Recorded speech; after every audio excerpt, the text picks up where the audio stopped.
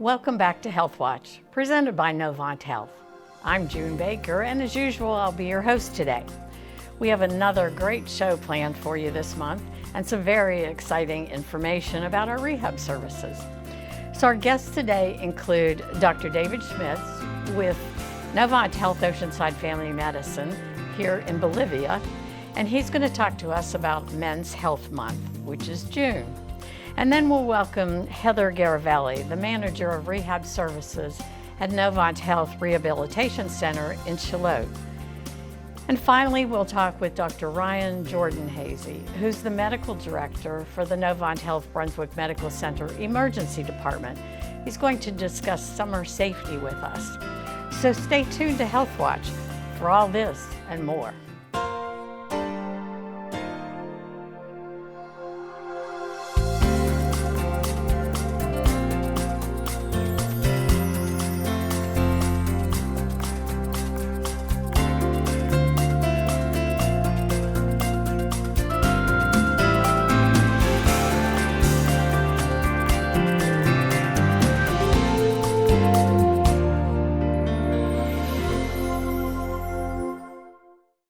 First, let's welcome Dr. David Schutz with Novant Health Oceanside Family Medicine right here in Bolivia. Hi. Hi, thanks for coming. My pleasure. Thanks for having me. I'm excited to have you. I want to start with learning about you because our viewers are always interested in like where you grew up and where you went to school. Sure. So I actually grew up in the suburbs outside of Chicago. Did most of my formal education, college in that same area, and then attended Chicago College of Osteopathic Medicine through Midwestern University in Downers Grove, and then did my initial residency and training at a hospital on the south side of Chicago. So pretty much in Chicago. Yep, Chicago born and bred. So tell me, what drew you to become a family physician? Through training and med school, I noticed a large opportunity for an advancing population that needed more representation and monitoring. And a lot of my classmates were looking to go into specialties, cardiology, respiratory, leaving a large gap that needed to be filled, and I felt that I could provide the best need for the population in that role of managing and making sure patients stay healthy, so they need to see specialists as little as possible. That's right.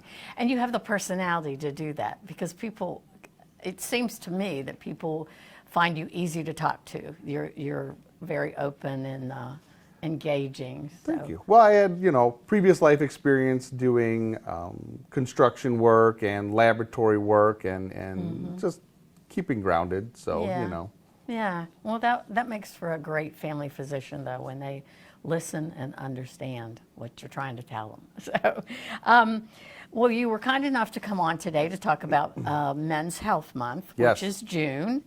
And tell me, why you think it's important for men to take an active role in their health care. I know just from a personal experience, if it weren't for me, my husband would have no health care. So just saying. That tends to be the similar thing. I usually hear, well, my wife sent me to make sure I was healthy. That's right. And it's important because, men are typically seen as being the tough providers that can weather any storm, and they ignore the little things they should probably pay attention to sometimes before they become too big.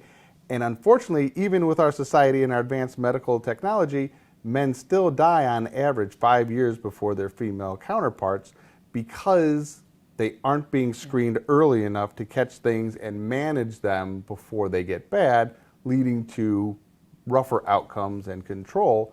So having men be seen at least once a year, if you're healthy, more often if there's anything going on, to stay ahead of the disease process so that we don't have to chase it and try to make it better. We keep it from getting bad. So you would recommend that everybody have a yearly wellness physical. Oh, absolutely. In addition to just seeing their primary care afterward.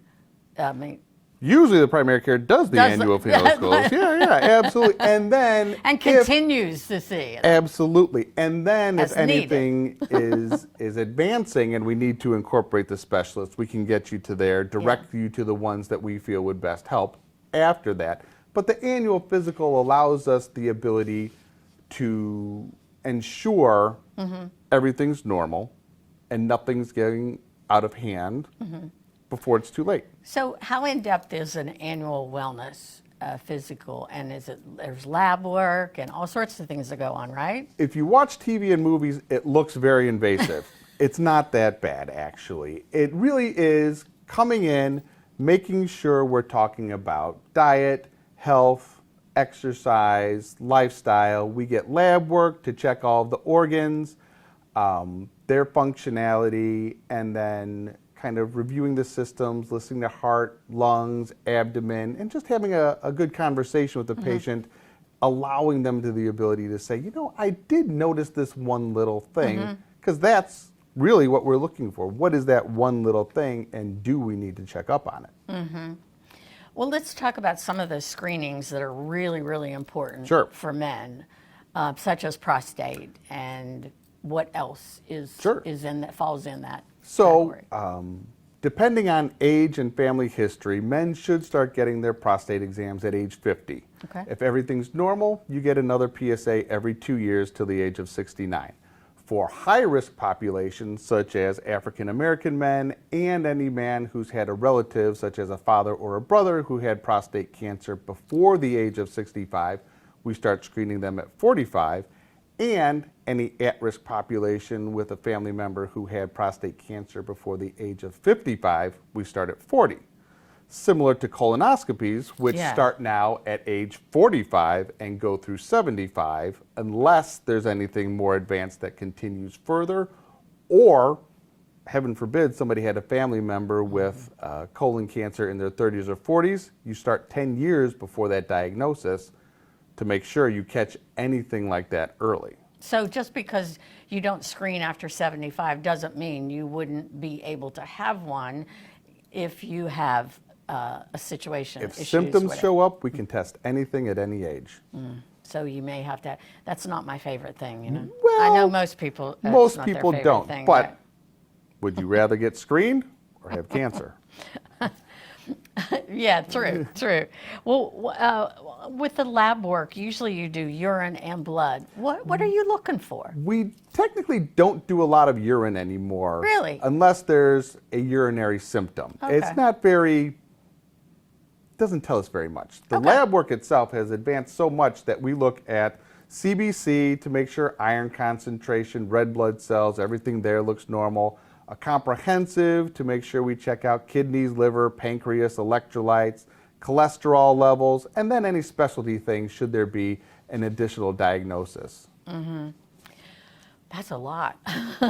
But you are the driver. I mean, primary care is the driver. If everybody had primary care, we would have a lot less business for specialists. Technically, yeah. You know, we're the gatekeepers that watch the medical community to make sure everybody stays healthy. That's why it's so important for everyone to have primary care. I've always had one, and he's the driver. Whatever he says, this is what we do. Do you have any tips on mental health? Yes. Don't ignore it. Yeah, it's an important thing, and it can affect everybody's lifestyle in ways that we wouldn't even imagine. So always bring up any concerns during your annual, or make a special visit if you feel that it's something you even might want to talk about. It's an important conversation to have. I think it's a hard one, but it is. But it is a very important one. Yeah. Every conversation's hard, but you have to find the right person to talk to.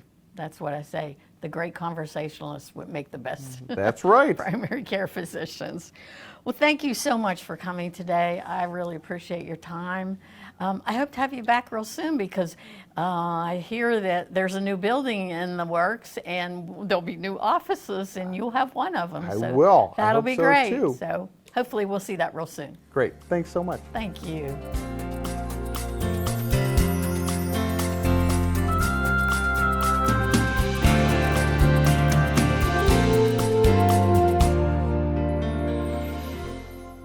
let's welcome Heather Garaveli, the manager of rehab services with Novant Health Rehabilitation Center here in Charlotte.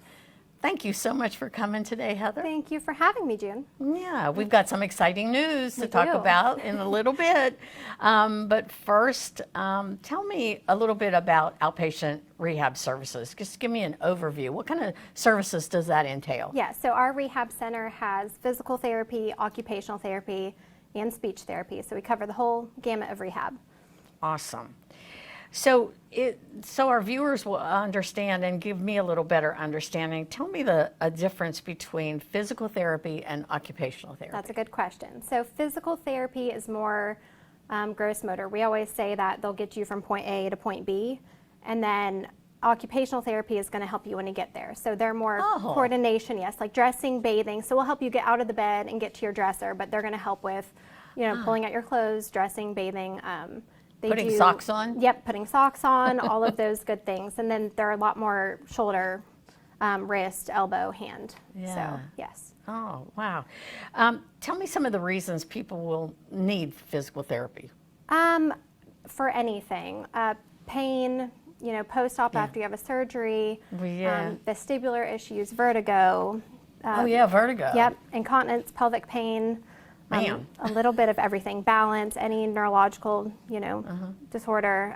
If you've had a stroke, Parkinson's, we have Parkinson's certifications for PT, OT, and speech. So we have a big program for that. Wow, that's awesome.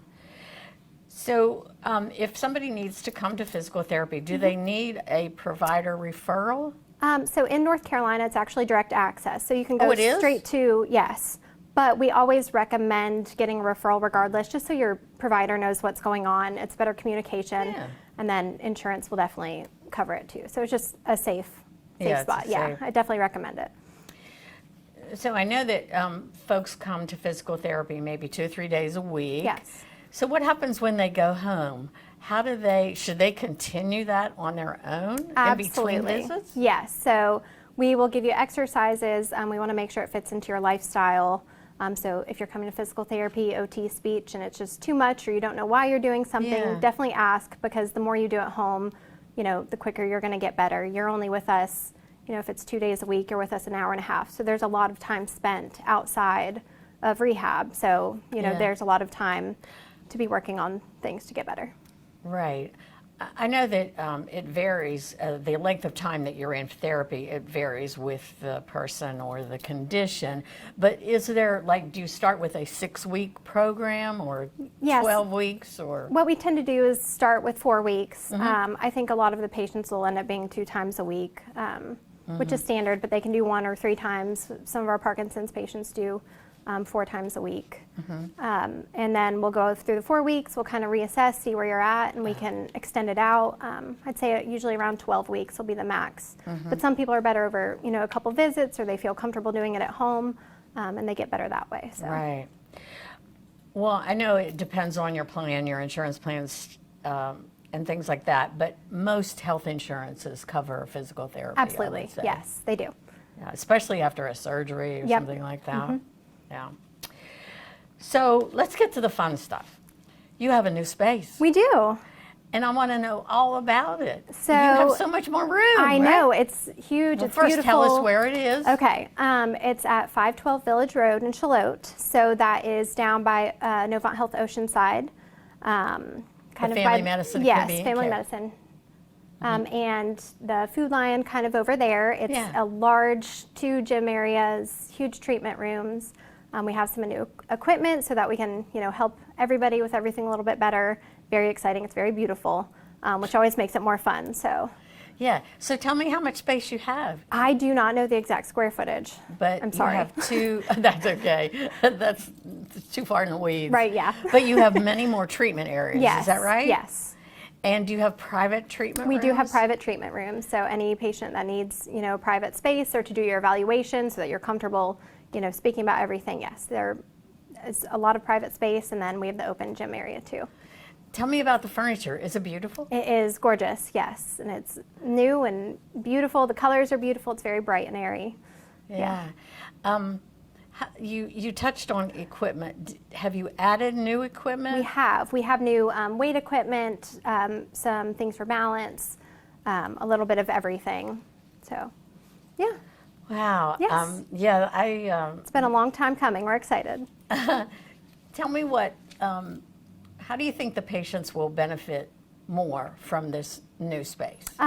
New equipment, I think it's just a cheerier place even to, come in and get your treatment. And I also think that being with Oceanside and Neuro and having all the providers right there, it's just better care for everyone. There'll be a lot of specialists in that building. Absolutely, right? and we can all communicate with each other and make sure that our patients are having the best quality of care. And there'll be primary care in that new building, Yep. as well as in Dr. Eisenhower's office. Yes, That's right there. And the convenient care. Absolutely. So what are your hours? We are 7:15 to 5 o'clock. And is that 5 days a week? Yes. 7:15 to 5. Yep.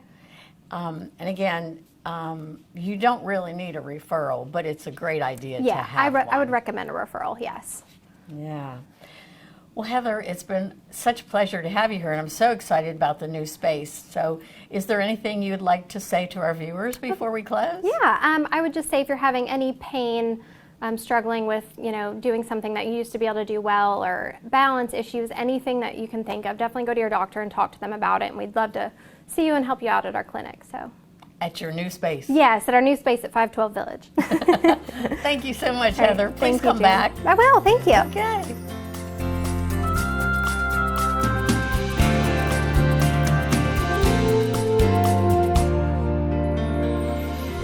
Finally, let's welcome Dr. Ryan Jordan-Hazy, Medical Director of the Emergency Department here at Novant Health Brunswick Medical Center. It's so good to have you here again. Hey, glad to be back. Thanks for having me. You're welcome. Let's reintroduce you and tell our viewers where you grew up and where you went to school. Yeah, of course. Yeah, I grew up in Pittsburgh, Pennsylvania. Ultimately, I forgot that. Yeah, and then I went to medical school at Wake Forest University in Winston-Salem. Worked at one of the larger Novant facilities there, and then just over 3 years ago moved down here to become the medical director of this ER here. And we're so happy you're here. Yeah, I'm glad to be here. I'm sure you love it, and your kids probably love it here Yeah, too. yeah. You don't have the ice storms you had at Winston-Salem, right? Yeah, the weather is nice. Yeah. So you've been here at the emergency department a little over 3 years. And how many patients do you see on average in a day? Yeah, if you were to average it out, like per day for the whole year, it's probably right around the mid to upper 80s. Highly variable. In the summertime we can get really, really busy, average over 110, 115 a day for months at a time as the population of the county spikes with all the tourists. Yeah. And during COVID, I imagine you were very busy. Oh, yeah. COVID was the busiest time we've had. We set some records for daily volumes. We were seeing over 150 patients certain days with That's hard with to COVID. believe in a small facility like this. Yeah, it was busy. It was busy. Well, you do have a great team back there. They're hardworking, and I know my husband and I were here on Saturday. He had a little issue, and we came in and we had the best care, just phenomenal care. Your team did a great job. Yeah, I'm really glad to hear that. I'm really proud of our team all the way from the top down to the nursing staff and all the supervisors and support staff. We have a really, really great working team here. Yeah, it was a very satisfying visit. Good, I'm glad to hear it. Have that in an emergency department. So, well, today we're going to talk about summer safety. Lots of things to talk about. So we'll just kind of go through the topics. Let's start with water and pool safety. So, Okay. what do you recommend? Well, safety. Common sense, yeah, right? Common sense is a big thing. Start with the young ones, the kiddos. You always got to keep a really close eye on them. Make sure that they're capable swimmers. Make sure that they have appropriate flotation devices and safety devices.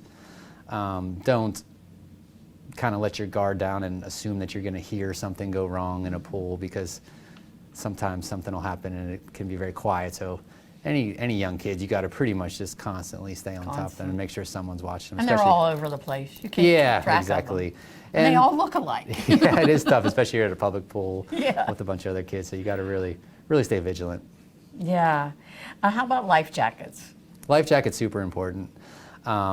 Anytime a kid is in the water, especially if it's not necessarily a kiddie pool or anything like that, make sure they have a certified flotation device or a life jacket, especially on a boat or something like that. Yeah, I know they're kind of cumbersome, but...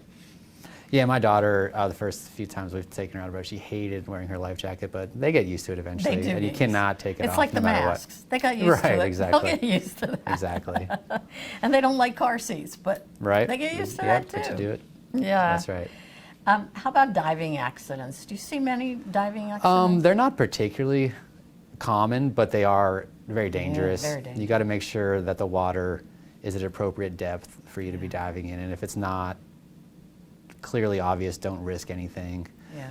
Bad diving accidents occur, and it puts a lot of loading force on your head and on your spine, and you can end up with pretty severe, serious spinal cord injuries. Yeah. And that could happen both in a pool and in the ocean. Correct, yeah. Yeah. Yeah.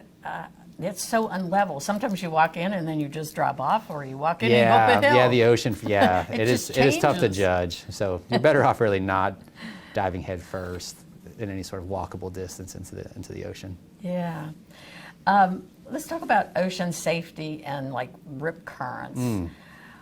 I don't recognize those. That really scares me. I've never been caught in one, but I know there are certain things you do. You swim horizontally. Right, exactly. Not all that, but have you ever seen somebody who's been caught in one and brought to the emergency department? Yeah, and those are scary, and they can end up sometimes fatal cases of drowning and things like that. Like you said, they're unpredictable, they're hard to deal with. Even really experienced athletic swimmers can get caught in them and have trouble getting out of them. So there's certain things you can do to sort of avoid certain piers and areas that are marked off. They're marked off for reasons, and definitely don't go against any sort of local recommendations. Let's talk about one of my biggest fears is a jellyfish sting. Yeah. I hate those things. Jellyfish, yeah. So what do we do about that? Well, the main thing is just stay away from them. You might think that they're dead, so you can go mess with them, poke them around, and get close to them. But even if they are dead, sometimes they can still have some venom in them, or like toxic substances that can get you in trouble and cause a lot of pain. Even when you're in the water and they're still alive and they get you, right? You can't avoid them. No, yeah. I mean, in certain areas, there's plenty of them floating around. So. Yeah, certain years are worse than others too. Yeah, I've heard that. Yeah, but I know there's a lot of old wives' tales out there about urine and this and that. And, right. Yeah, we don't recommend any of those. You don't recommend that? No, I would just stay away from those, yeah. So it's best to just come to the ER. Yeah, if you're in a lot of pain, or if you think there's anything serious or possible complications from it, we'd be glad to check it out. Well, that's great. How about sand, burns on the feet? I've had the bottoms of my feet burnt from... Yeah, I've seen that recently, really That's severe weird. burns on someone's feet just from walking through the sand. You gotta be really careful. It's easy to underestimate how long it's gonna take you to walk a certain distance to get to like the cooler sand, or you see a piece of shade over there, run to it. But obviously, especially with kids, you wanna make sure they have shoes on, sandals on at least. Yeah. Yeah, I try to have shoes on. But yeah, sunburn's another big one. Yeah, sunburn We see that a lot. So you got to be really careful. Provide yourself a bunch of shade. Wear clothes. They make a lot of nice, lightweight sort of beach clothing now that I wear all the time, and you don't feel I do too. hot I or have anything. shirts that are SPF. Yeah, exactly. I don't want to mention brands, but yeah. And then obviously sunscreen is big, especially for any kids, because. What number do you recommend SPF? Oh, I think it all depends on your sort of skin tone and skin shade, but at least a 50 for any kids. Oh yeah, for kids, yeah, absolutely.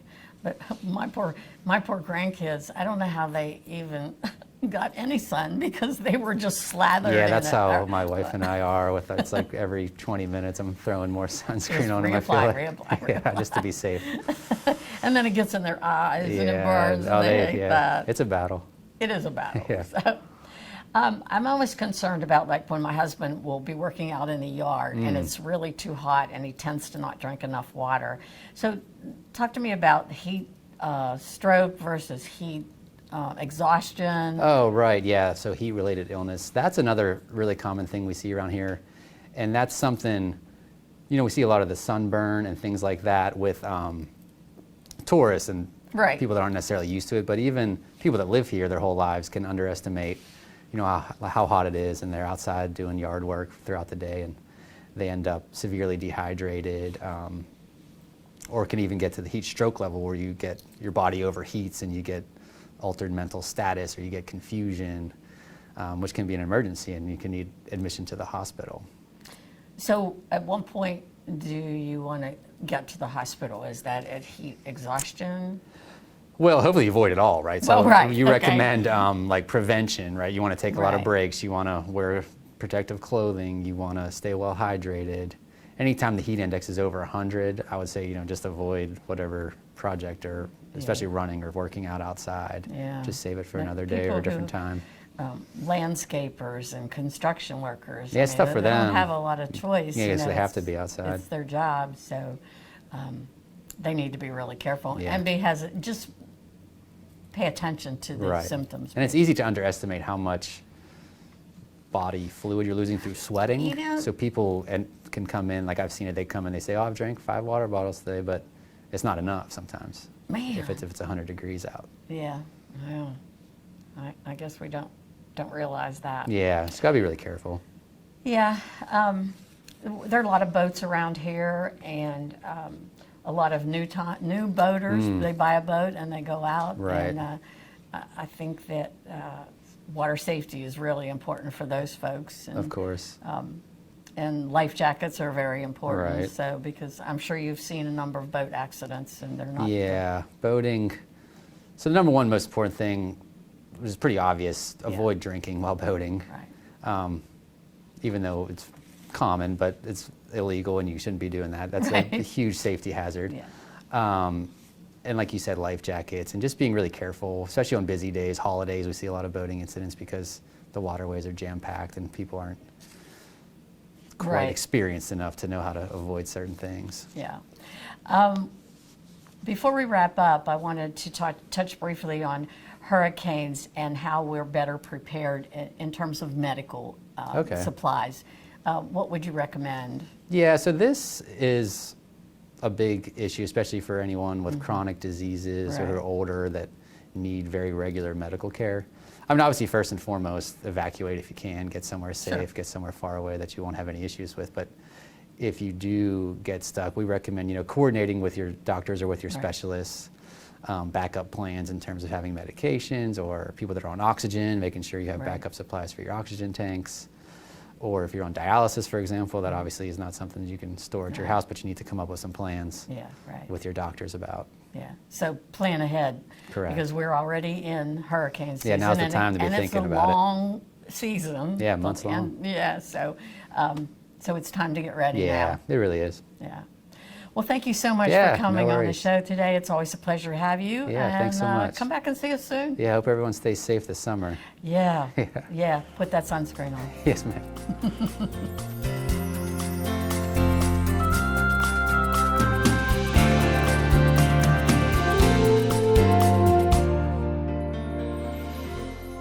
Thanks for joining us today on HealthWatch.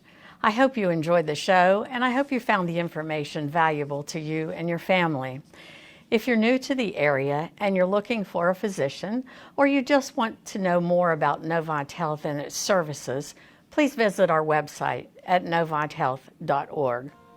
So I look forward to seeing you again next time on HealthWatch.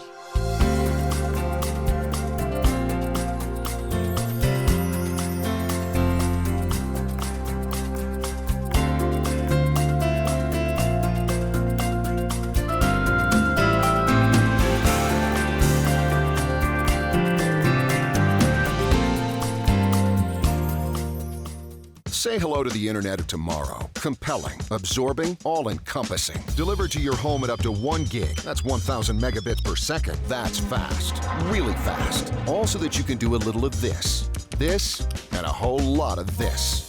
With none of that. Need speed? Welcome to the internet of tomorrow. Today. Get blazing fast speeds of up to 1 gigabit per second from Focus Broadband. Call or click to order today. What do you get when you combine blazing fast internet with your favorite HD channels? Merge TV from Focus Broadband. Watch your existing channel lineup on multiple streaming devices anywhere in your home. No cable box required. Record more than 10 shows at a time with Cloud DVR. Missed a show? No problem. Look back up to 72 hours. And if you tune in late, jump back to the beginning with Start Over. Merge TV from Focus Broadband takes streaming to another level.